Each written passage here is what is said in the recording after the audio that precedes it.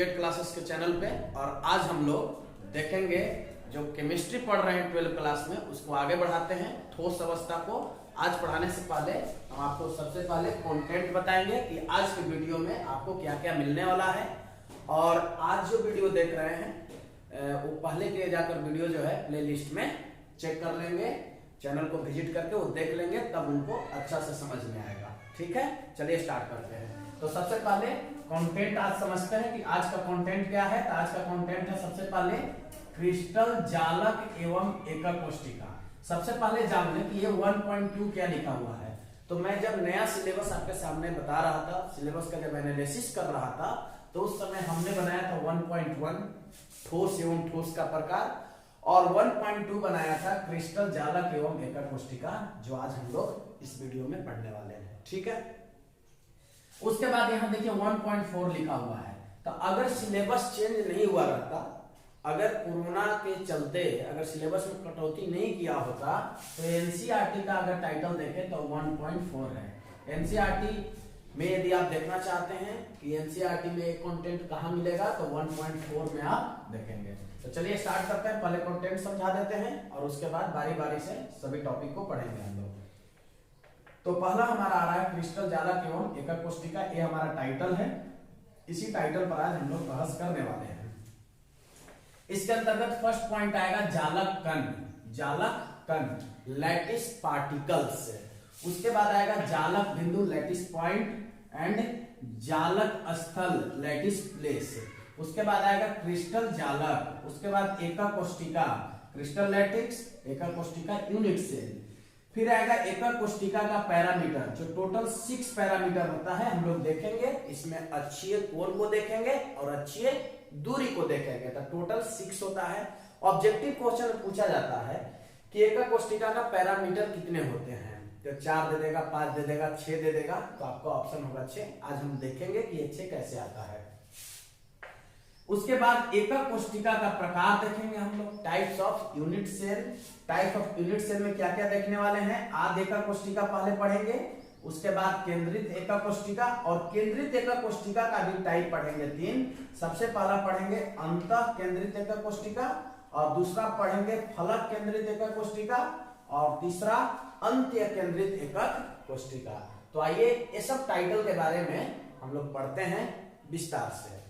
Okay, आइए start करते हैं। सबसे पहला टाइटल हमारा आ रहा है क्रिस्टल जालक एवं एकक कोष्टिका। तो एक टाइटल यहाँ लिखा हुआ है, आप कॉपी कलम लेकर बैठे हैं तो आप सबसे पहले टाइटल लिखें, और इसके अंतर्गत फर्स्ट पॉइंट पे हम चर्चा करेंगे जालक कण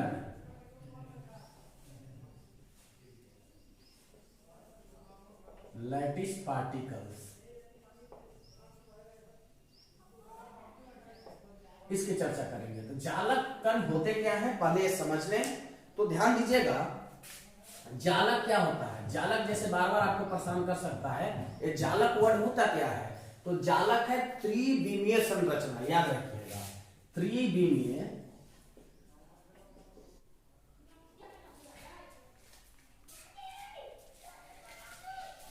चलिए, तो अभी देख रहे थे लाइट का कुछ इश्यू आ गया था, आइए देखते हैं। जालक, मैं जालक बता रहा था आपको कि त्रिविमीय संरचना को ही, 3D स्ट्रक्चर को ही जालक कहा जाता है। और यहां पढ़ना है क्रिस्टल जालक। अच्छा, क्रिस्टल जालक पढ़ने से पहले कुछ हम लोग इंपॉर्टेंट पॉइंट की चर्चा कर रहे हैं। पहले देखिए, जिसमें जालक अंतर, जालक आप समझ गए। अभी आप जानिए जालक क्या है। त्रिविमीय संरचना है, 3D स्ट्रक्चर है। उसके बाद कम तो आप जानते ही हैं। अच्छा, एक मिनट में क्रिस्टल थोड़ा सा क्लासिफाइड कर दूं कि क्रिस्टल क्या है। देखिए, क्रिस्टल भी एक प्रकार का ठोस है, और वे ठोस जो पूर्ण रूप से ज्यामितीय संरचना में क्रिस्टलीकृत होता है।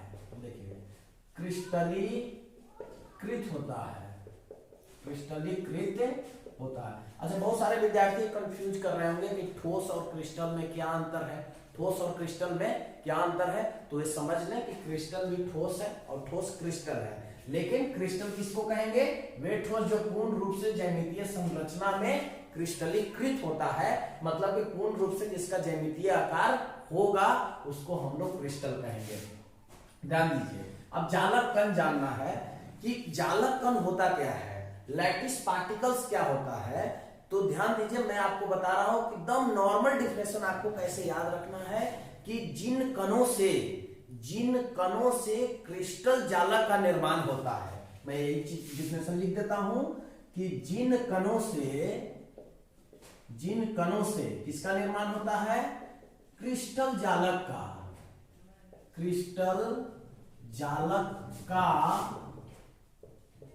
निर्माण होता है। मतलब कुछ वर्ड को मैं स्किप कर रहा हूं।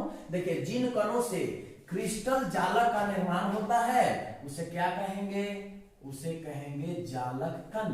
एक बार फिर से समझ लें आप, जिन कणों से क्रिस्टल जालक, जो हमारा टाइटल है क्रिस्टल जालक का निर्माण होता है उसे हम लोग क्या कहेंगे, जालक कण कहेंगे। क्लियर हो गया। अच्छा, दूसरा टाइटल हमारा क्या है, जालक बिंदु। जालक बिंदु या जालक स्थल, इस टाइटल को देखिए आप, जालक बिंदु या जालक स्थल। देखिए, इसको इंग्लिश में क्या कहेंगे, लैटिस पॉइंट या लैटिस प्लेस। देखिए ये क्या होता है, जालक बिंदु। ध्यान दीजिएगा, तो जिससे जालक कण भी आपने क्या देखा, तो जालक कण से किसका निर्माण हो रहा था, क्रिस्टल जालक का निर्माण होता। और जालक कणों को, ध्यान दीजिएगा, जालक कणों को बिंदु रूपी रूप में हम लोग प्रदर्शित करते हैं। मतलब बिंदु से, डॉट से प्रदर्शित करते हैं, जिसे हम लोग क्या कहते हैं, जालक बिंदु। तो यहां लिखेंगे जालक कणों को बिंदु रूपी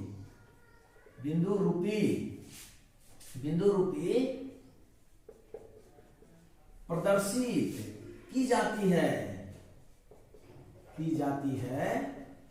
जिसे क्या कहेंगे, जिसे कहेंगे जालक बिंदु।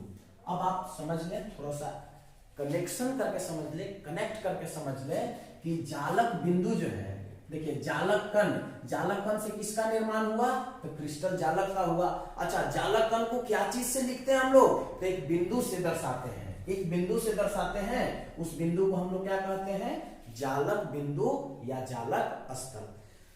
मैं एक चीज आपको बता दूं, कोई भी कॉन्सेप्ट जो होता है ना, कॉन्सेप्ट को आपको समझना है, कैसे डिफिनेशन लिखा हुआ है, कैसे परिभाषा लिखा हुआ है, ये तो आप अपने से भी कर सकते हैं, लेकिन आपको कॉन्सेप्ट को समझना है कि एनसीईआरटी कॉन्सेप्ट होता क्या है। एनसीईआरटी ये समझिए, आप किताब खोलिए, किताब में 1.4 एक्सरसाइज में पढ़ा रहा हूं अभी, जिस प्रकार से मैथ में पढ़ाया जाता है। तो 1.4 में हमारा है क्रिस्टल जालक यौगिका कोष्टिका। क्रिस्टल जालक को समझने के लिए हमने पहले दो टर्म को समझा। तो पहला टर्म जालक कण और दूसरा जालक बिंदु। तो जालक कण किसे कहते हैं भाई, बताइए। तो जालक कण किसे कहेंगे, जिससे क्रिस्टल जालक का निर्माण होता है। मतलब वे कण जिनसे क्रिस्टल जालक का निर्माण होता है, जालक कण। अच्छा, जालक कण को किससे आपको दर्शाना है, बिंदु से दर्शाना है। तो उसी बिंदु को क्या कहेंगे, जालक बिंदु या जालक स्थल। अब ध्यान दीजिएगा कि कोई भी क्रिस्टल ठोस में यदि जालक बिंदु को अगर सीधा लाइन में आप मिला देंगे, सीधा लाइन में अगर मिलाने के बाद जो त्रिविमीय संरचना आपको प्राप्त हो रहा है, सीधा लाइन में मिलाने के बाद जो त्रिविमीय संरचना आपको प्राप्त हो रहा है, उसी त्रिविमीय संरचना को कहा जाता है क्रिस्टल जालक। तो आइए इसको पहले हम मिटाते हैं और उसके बाद आपको बताते हैं।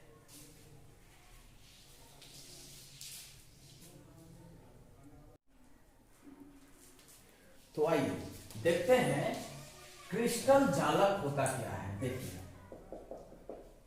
क्रिस्टल जालक, क्रिस्टल लैटिस। देखिए, अभी हमने जालक कण के बारे में देखा और फिर हमने क्या देखा, जालक बिंदु। तो देखिए, जालक कण को हम लोग जालक बिंदु से रिप्रेजेंट कर रहे हैं और जालक बिंदु एक और कर रहा है, अवयवी कणों को प्रदर्शित करता है। ऐसे भी आप याद रख सकते हैं ये जो जालक बिंदु होते हैं वो अवयवी कणों को प्रदर्शित करते हैं। अब ध्यान दीजिएगा, अब हम लोग को पढ़ना है क्रिस्टल जालक। क्रिस्टल जालक क्या होता है? देखिए, किसी भी क्रिस्टल ठोस में, मैं डिफिनेशन पहले लिख देता हूं उसके बाद बताता हूं। किसी भी क्रिस्टल ठोस में, किसी भी क्रिस्टल ठोस में, तो ध्यान से समझिएगा, किसी भी क्रिस्टल ठोस में अवयवी कणों को, अवयवी कणों को बिंदु रूप में प्रदर्शित कर, बिंदु रूप में प्रदर्शित कर। ध्यान दीजिएगा, मैं थोड़ा सा लैंग्वेज को स्किप करने वाला हूं। किसी भी क्रिस्टल ठोस में अवयवी कणों को बिंदु रूप में प्रदर्शित कर, उन्हें, अब मैं लिख ही देता हूं पूरा, उन्हें सीधे रेखा में मिलाने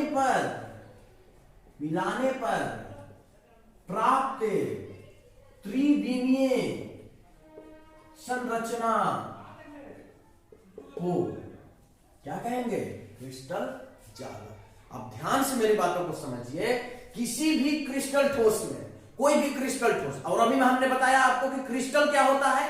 तो क्रिस्टल क्या होता है? एक ठोसी है जो पूर्ण रूप से ज्यामितीय में क्रिस्टलीकृत होता है, मतलब जिसका ज्यामितीय आकार होगा उसे हम लोग क्या कहेंगे? क्रिस्टल कहेंगे। और कह रहा है किसी भी क्रिस्टल ठोस में अवयवी कणों को बिंदु रूप में प्रदर्शित किया जाता है। देखिए, अभी जालक बिंदु हमने क्या देखा? जो अवयवी कणों को प्रदर्शित कर रहा था। तो अब हम लोग अवयवी कणों को किस रूप में देखेंगे? बिंदु रूप में प्रदर्शित करेंगे सबसे पहले, और फिर उन्हें क्या करेंगे? उन्हें सीधी रेखा में मिलाने पर, उनको सीधे रेखा में आपको मिलाना है, वक्र में नहीं मिलाना है, सीधे रेखा में मिलाने पर प्राप्त त्रिविमीय, मतलब जो भी आपको प्राप्त 3D स्ट्रक्चर होगा उसी को बोलेंगे क्रिस्टल लैटिस। क्या बोलेंगे? Crystal lattice. आइए स्टार्ट करते हैं। जैसे देखिए, एक मैंने बिंदु यहां पर बैठा दिया, देखिए एक बिंदु यहां पर बैठा दिया, बिंदु बिंदु बिंदु, देखिए बिंदु बैठा दिया, बिंदु बैठा दिया, बिंदु बैठा दिया, बिंदु बैठा दिया। अब मैं सबको मिला रहा हूं, देखिए सीधे मैं मिला रहा हूं, सीधे लाइन मिल रहा है। देखिए सीधे लाइन मिल रहा है, यहां देखिए सीधे मिल रहा है लाइन। मैं सबको मिला देता हूं, देखिए सीधे लाइन मिल गया। ये हमारा बन गया 3D स्ट्रक्चर। और इसी 3D स्ट्रक्चर को बोला जाता है क्रिस्टल जालक। और इसे आप जिधर चाहो उधर दिशा में बनाओ, इसको फैलाते जाओ, सभी दिशा में फैलाते जाओ, बन जाएगा क्रिस्टल जालक। क्या बन जाएगा? क्रिस्टल जालक।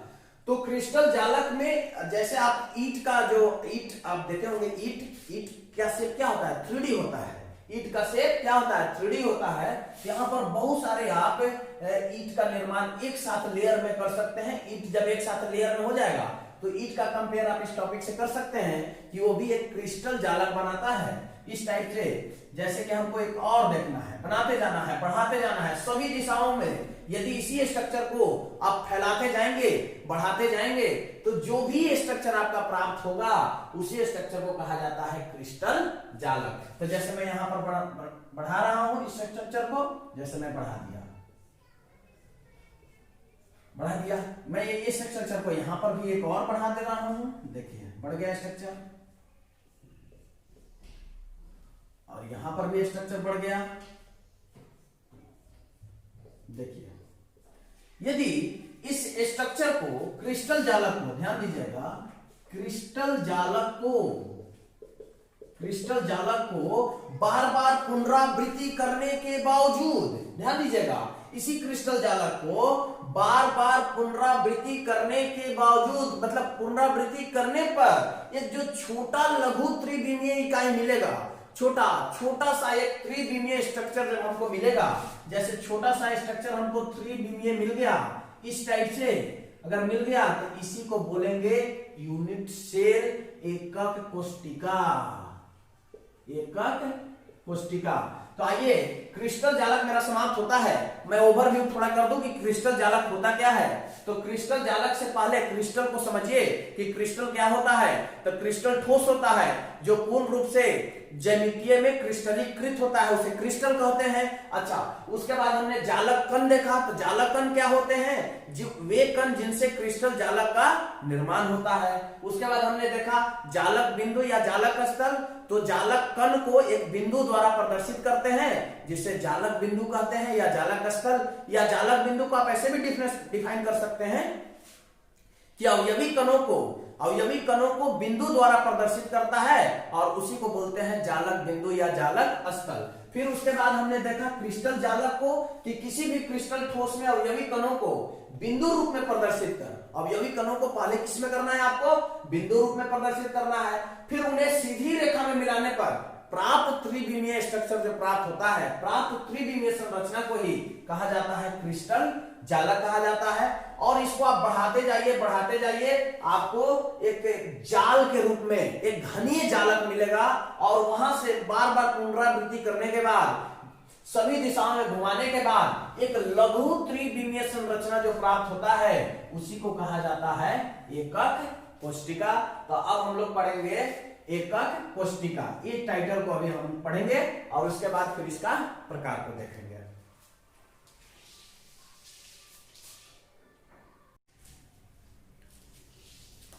अब आइए बात करते हैं एकक कोष्टिका। एकक कोष्टिका, यूनिट सेल। यूनिट सेल क्या होता है? तो अभी हम आपको बताएं कि यूनिट सेल क्या होता है। क्रिस्टल जालक को आप बार बार पुनरावृत्ति करने के बाद वो एक छोटी सी इकाई वहां से निकल कर आएगा, उसी को बोलते हैं एकक कोष्टिका। तो यहां लिख देते हैं वह छोटी इकाई जो क्रिस्टल जालक को पुनरावृत्ति या बार बार दोहराने के बाद, दोहराने से प्राप्त होता है उसे एकक कोष्टिका कहते हैं। एकक कोष्टिका कहते हैं। एक बार फिर से समझ लीजिए, वह छोटी से छोटी इकाई जो क्रिस्टल जालक से ही प्राप्त होता है। अभी हमने घनीय क्रिस्टल जालक बनाया और वहीं से एक छोटा सा इकाई निकाल दिया, उसी को बोला जाता है एकक कोष्टिका। तो फिगर बना लें आप भी, ये बन गया हमारा एकक कोष्टिका। एकक कोष्टिका। अब हम लोग सीखते हैं एकक कोष्टिका के पैरामीटर। ठीक है, एकक कोष्टिका के पैरामीटर। देखिए अब नया टाइटल आ रहा है आपका, एकक कोष्टिका के पैरामीटर। एकक कोष्टिका के पैरामीटर ये क्या होता है? देखिए, जो ज्यामितीय मापन करता है। देखिए एनसीईआरटी में क्या लिखा है कि किसी इकाई कोष्टिका के ज्यामितीय मापन को, किसी भी एकक कोष्टिका के ज्यामितीय मापन को, किसी भी एकक कोष्टिका आप ले लीजिए, उसका अगर ज्यामितीय मापन आप करते हैं, ज्योमेट्रिकल मेजरमेंट करते हैं, तो उसी को कहा जाता है पैरामीटर। यहां लिख लेंगे किसी एकक कोष्टिका के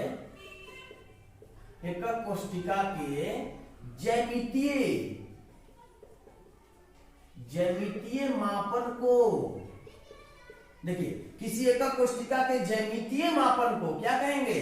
एकक कोष्टिका का पैरामीटर। एकक कोष्टिका के पैरामीटर कहते हैं। आज का क्लास प्योरली थ्योरेटिकल है, थोड़ा सा भी कैलकुलेशन आएगा, देख लीजिएगा।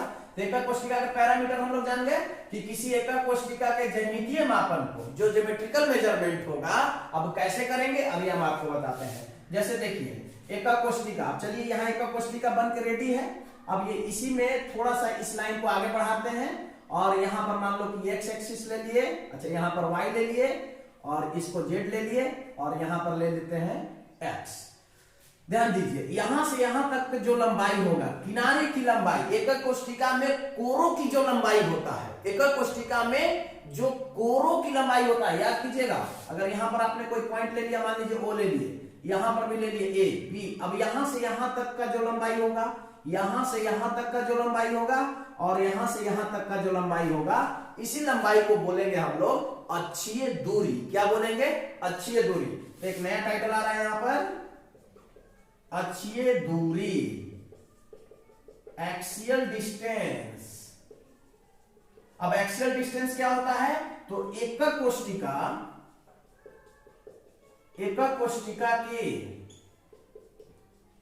कोरों के बीच दूरी को क्या कहते हैं? अक्षीय दूरी कहते हैं, अक्षीय दूरी कहते हैं। इसे ए बी सी से प्रदर्शित करते हैं। जैसे मान लीजिए ए हो गया और ये आपका बी हो गया और ये क्या हो गया? सी हो गया, तो ए बी सी हो गया। तो यहां पर हमारा 3 पैरामीटर मिल गया। अब बात करते हैं अक्षीय कोण की बात करते हैं। अक्षीय कोण, एक्सियल एंगल, ये क्या होता है समझिए। एक्सियल एंगल किसको बोलते हैं? तो कोरों के मध्य कोण जो होता है, जैसे देखिए यहां और यहां के बीच एक कोण बन गया, यहां और यहां के बीच एक कोण बन गया, और यहां और यहां के बीच एक कोण बन गया। जैसे इसको अल्फा ले लिए, इसको बीटा ले लिया और इसको क्या ले लिए? गामा। तो 3 एंगल बना। इसी तीनों एंगल को बोला जाता है अक्षीय कोण। तो यहां लिख लेंगे कोरो, एकक कोष्ठिका, पूरा आप लैंग्वेज भी लिख सकते हैं, कोरों के मध्य कोण को क्या कहेंगे? अक्षीय कोण कहेंगे। और अक्षीय कोण को कैसे लिखेंगे? अल्फा, बीटा और गामा। तो यहां पर भी 3 पैरामीटर मिल गया। तो हमने बताया था आपको कि टोटल पैरामीटर कितने होंगे? 6 होंगे। टोटल पैरामीटर कितने होंगे? 6 होंगे।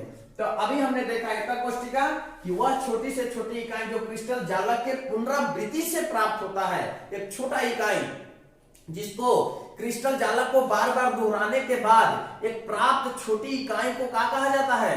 क्या कहा जाता है? एकक कोष्ठिका। और एकक कोष्ठिका के पहले पैरामीटर के बारे में हम लोग जान लिए और उसके बाद अब जानेंगे एकक कोष्ठिका के प्रकार को समझेंगे।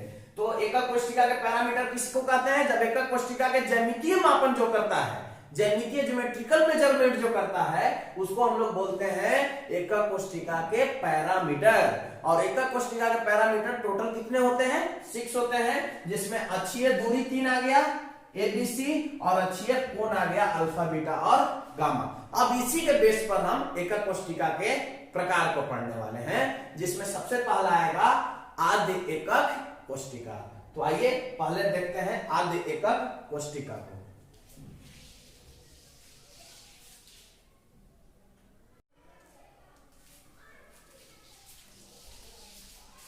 चलिए, तो अब देखते हैं आगे एकक कोष्ठिका का प्रकार, जिसमें सबसे पहला प्रकार आ रहा है आद्य एकक कोष्ठिका। आद्य एकक कोष्ठिका, प्रिमिटिव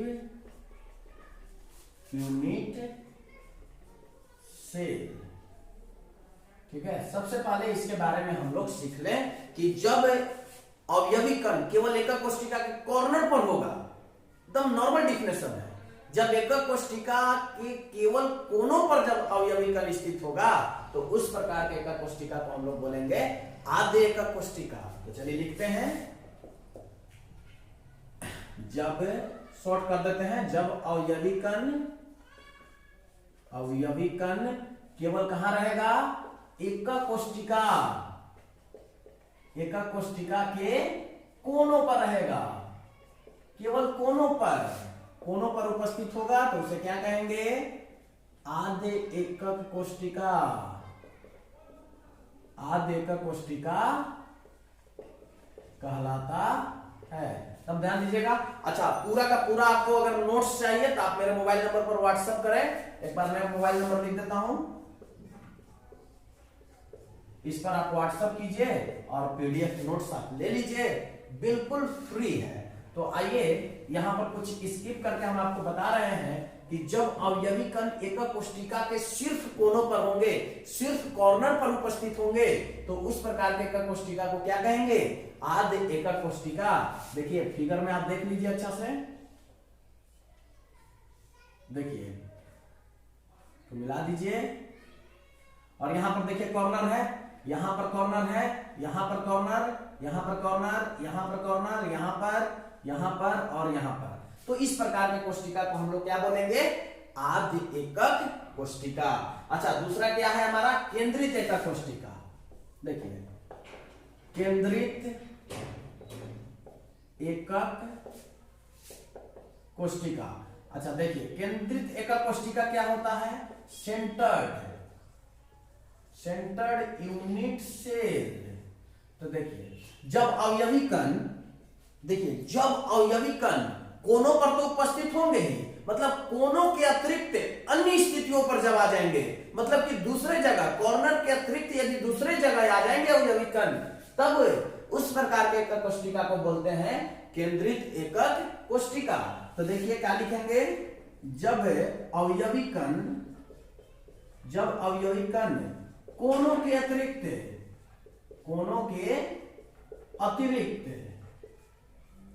कहां आ जाएंगे? तो अन्य स्थिति पर जब आ जाएगा, अन्य स्थिति पर जब उपस्थित हो जाएगा, तब उस प्रकार के एकक कोशिका को क्या कहेंगे? तो उस केंद्रित एकक कोशिका कहेंगे। तो ध्यान दीजिए, अब मैं इसी फिगर में आपको समझा दे रहा हूं कि केंद्रित एकक कोशिका क्या है? कोनों पर तो अवयवी कण होंगे ही, कोनों के अतिरिक्त अन्य स्थितियों पर भी जब अवयवी कण उपस्थित हो जाएंगे, तो इस प्रकार के कोशिका को कहा जाएगा केंद्रित एकक कोशिका, सेंटर्ड यूनिट सेल। तो जैसे देखिए यहां अवयवी कण आ गए, यहां अवयवी कण आ गए, यहां अवयवी कण आ गए, तो इस प्रकार के जो एकक कोशिका होगा उसे कहा जाएगा केंद्रित एकक कोशिका। तीसरा टॉपिक की बात करते हैं। अब बी में ही केंद्रित एकक कोशिका में हमारा 3 टाइटल है, जिसमें पहला टाइटल आ रहा है अंतः केंद्रित एकक कोशिका, इसको बोलते हैं बॉडी सेंटर्ड यूनिट सेल। इसको बीसीसी भी शॉर्ट में कहा जाता है, बॉडी सेंटर्ड सेल। मतलब कि अंतः केंद्रित एकक कोशिका क्या है? तो आप सबसे पहले समझ लें कि कोनों पर तो अवयवी कण उपस्थित होंगे, उसके साथ यदि अवयवी कण केंद्र पर मतलब सेंटर में जब उपस्थित हो जाएगा, तो उस प्रकार के एकक कोशिका को हम लोग बोलेंगे अंतः केंद्रित एकक कोशिका। तो जैसे मैं इसी फिगर से काम चला लूंगा, देखिए ध्यान से। अब यहां पर जब अवयवी कण देखिए कोनों पर तो होंगे ही, कोनों के अतिरिक्त लिख देते हैं, कोनों के अतिरिक्त इसके केंद्र में उपस्थित होगा, इसके केंद्र में उपस्थित होता है, तो इस प्रकार के एकक कोशिका को क्या कहेंगे? अंतः केंद्रित एकक कोशिका। ध्यान दीजिएगा, जब अवयवी कण कोनों पर तो उपस्थित होगा ही, लेकिन कोनों के अतिरिक्त जब उसके सेंटर में आ जाएगा, जैसे यहां कोनों के अतिरिक्त यदि उसके सेंटर में आ जाएगा, तब इस प्रकार के एकक कोशिका को हम लोग बोलेंगे अंतः केंद्रित एकक कोशिका।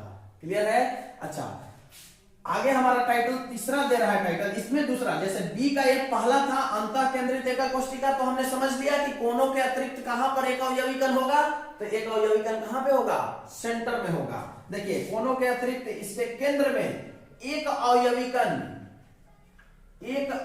अगर पूरा लिखना चाहते हैं तो एक अवयवी कण इसके सेंटर में उपस्थित होगा, तब इस प्रकार के एकक कोशिका को कहा जाएगा अंतः केंद्रित एकक कोशिका। आइए अब इसका दूसरा बात करते हैं, दूसरा है फलक केंद्रित एकक कोशिका। अब इसको इंग्लिश देखिए, इंग्लिश कह रहा है face centred unit cell. Face centred unit cell.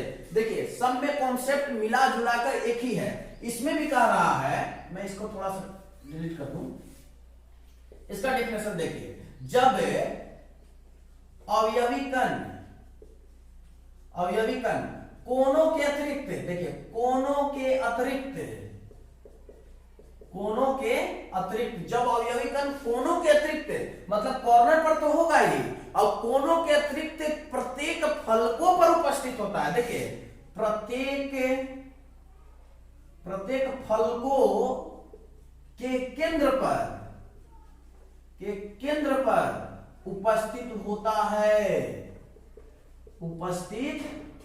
है, तब इस प्रकार के एकक कोशिका को कहा जाता है फलक केंद्रित एकक कोशिका। जैसे मैं आपको बता दूं कि ये जैसे मान लो कि 3D साइज का कोई स्ट्रक्चर है, तो इसका एक फलक ये हुआ, एक फलक जो आप देख रहे हैं, एक फलक ये हुआ, एक फलक ये, एक फलक ये, एक ऐसे, तो टोटल फलक होते हैं घनीय एकक कोशिका में 6 फलक होते हैं। तो इसका मतलब कि यहाँ पर 6 अवयवी कण उपस्थित होगा। आगे चलकर जब हम लोग इसका एक्सप्रेशन करेंगे, जब नंबर ऑफ पार्टिकल्स निकालेंगे, इसमें परमाणुओं की संख्या निकालेंगे, तो वहां पर ये मदद करेगा। तो जैसे देखिए यहाँ एगो सेंटर हो गया, एक यहाँ सेंटर, एक 2 हो गया, एक 3 हो गया, 4 हो गया, देखिए 3 2 5 और एक 6 हो गया, तो 6 फलक आपको निकल गया। तो यहाँ कितने अवयवी कण उपस्थित हो जाएंगे कोनों के अतिरिक्त? तो कोनों के अतिरिक्त यहाँ अवयवी कणों की संख्या हो जाएगी 6। अच्छा, अब लास्ट है आपका, एक बार फेस सेंटर्ड फिर से समझ लें कि जब अवयवी कण कोनों के अतिरिक्त प्रत्येक फलकों के केंद्र पर जब उपस्थित होगा, तो इस प्रकार के एकक कोशिका को कहेंगे फलक केंद्रित एकक कोशिका। अच्छा, लास्ट है अंत्य केंद्रित एकक कोशिका। चलिए मैं लास्ट वाला बता दे रहा हूं, देखिए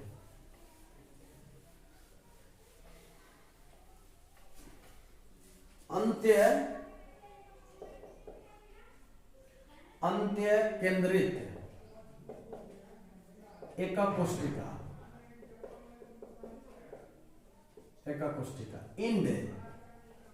इंड सेंटर्ड यूनिट सेल। ये क्या होता है देखिए ध्यान से, इसको समझते हैं। तो कह रहा है कि जब अवयवी कण कोनों के अतिरिक्त,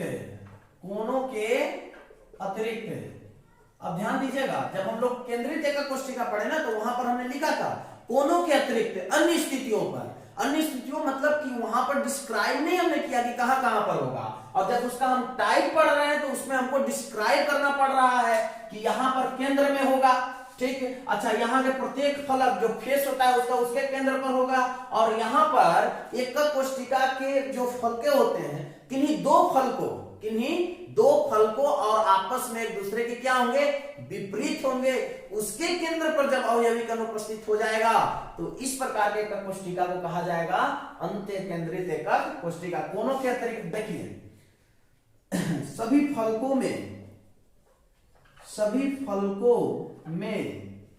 किन्हीं दो फलकों और वो क्या होने चाहिए, मैं डैश देता रहा हूं, वे एक दूसरे के विपरीत होनी चाहिए, एक दूसरे के विपरीत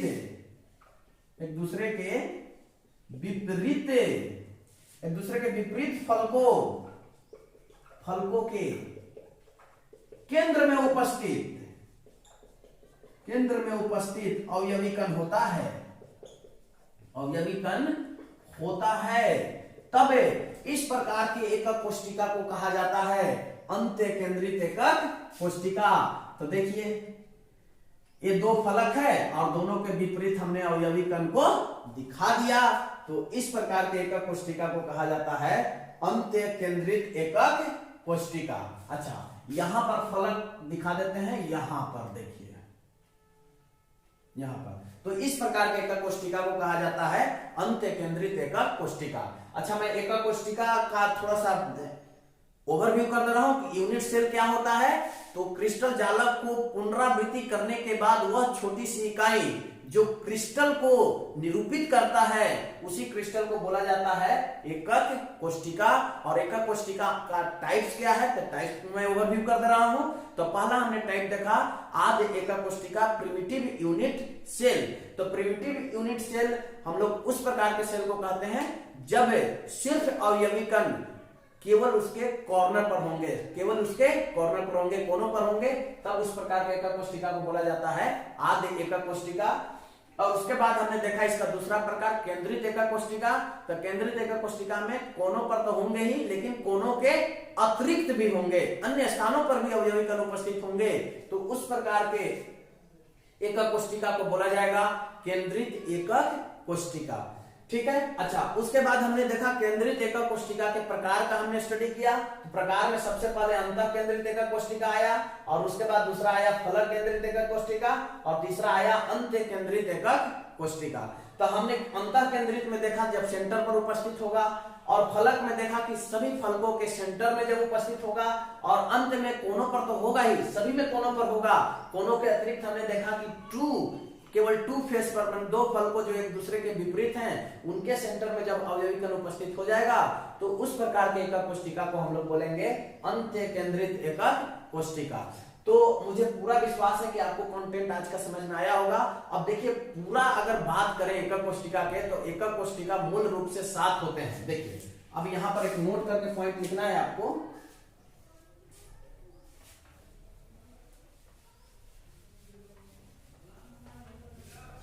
देखिए अगर बात करें एकक कोष्टिका,